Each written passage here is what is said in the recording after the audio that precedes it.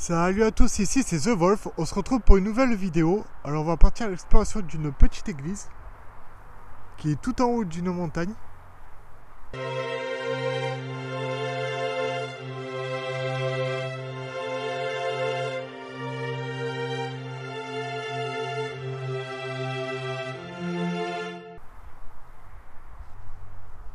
Il y a un peu de marche à faire. Bon, désolé si vous entendez le bruit des voitures, il y a une route juste en bas. J'arrive de là, petit chemin. Il y a le parking qui est juste en bas. Je dois avoir 10 minutes, un quart d'heure de marche. Puis je vais aller en haut. Donc je sais pas si c'est abandonné ou pas. Ça a pas trop l'air.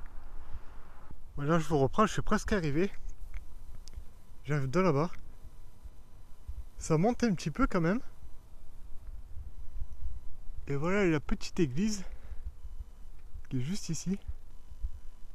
Il me reste plus très longtemps, à peine 5 minutes de marche. Je vais vraiment hâte d'y être parce que ça a l'air en tout cas magnifique. Si vous voulez découvrir son histoire, il ne faut pas hésiter à liker, partager, commenter et à vous abonner.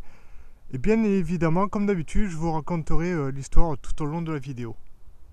Voilà, je suis enfin arrivé. Regardez-moi comme c'est magnifique en tout cas. On est au milieu des collines. Bon, désolé pour le soleil, hein. J'ai hâte d'aller voir ça de plus près. Sur le côté, j'ai trouvé des ouvertures. Donc là, on est sur le côté gauche du grand escalier, qui est juste ici. Donc là, il y a des ouvertures. On va aller voir ensemble ce qu'il y a. Je n'ai pas encore regardé.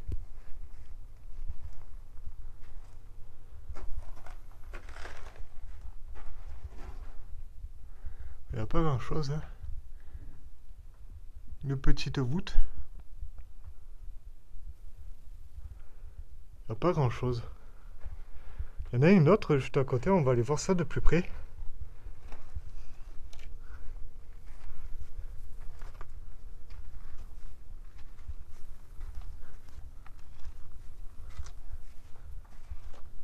Ah, c'est la même, hein.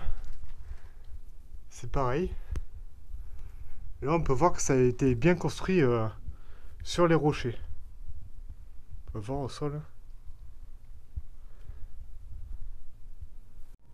Là, je suis sur le côté de l'église. On peut voir un très beau mur. Et on peut voir qu'ils ont construit l'église à même le sol. Sur les rochers. C'est assez incroyable quand même. Donc, il y a un magnifique cadre. Là, j'ai vérifié, les portes sont fermées. C'est bien dommage. De toute façon, je vais faire tout le tour. Je vais aller voir en haut s'il n'y en a pas une qui est ouverte. On va essayer de visiter l'intérieur.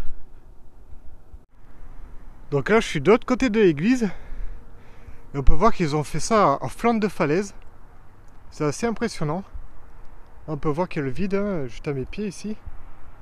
Il y a le vide. Ils ont réussi à construire toute une église à flanc de falaise. Là-haut, il y a une croix. Je vais essayer d'y aller après. En tout cas, restez bien jusqu'à la fin de la vidéo si vous voulez connaître son histoire.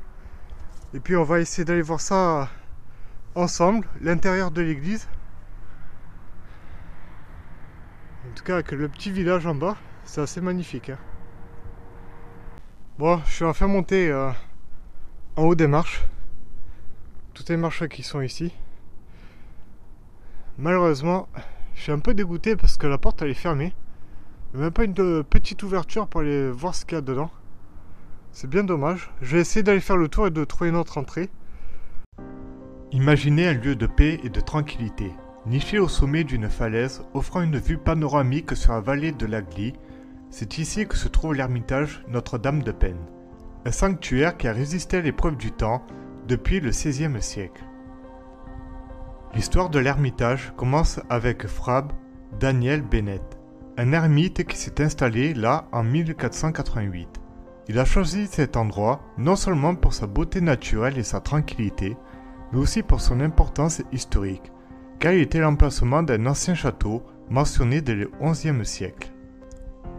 Au fil des siècles, l'ermitage a été agrandi et embelli, avec la construction du chœur de la nouvelle chapelle en 1530, suivie de celle de la nef et plus tard au XVIIIe et XIXe siècle, des bâtiments annexes.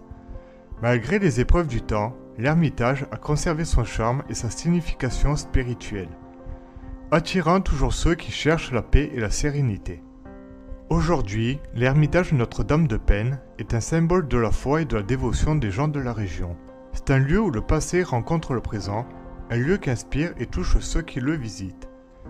C'est un lieu de recueillement, de prière et de contemplation de la beauté de la création.